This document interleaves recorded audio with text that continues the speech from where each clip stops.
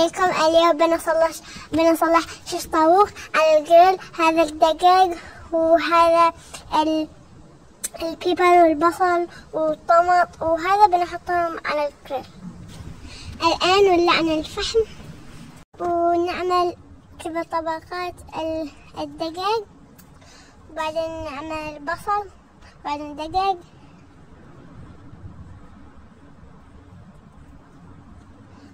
بعدين نعمل الطماط كذا طبقات، بعدين نعمل البيبر، بعدين نعمل البصل. الآن صلحنا ثلاث وكمان صلحنا كبدة.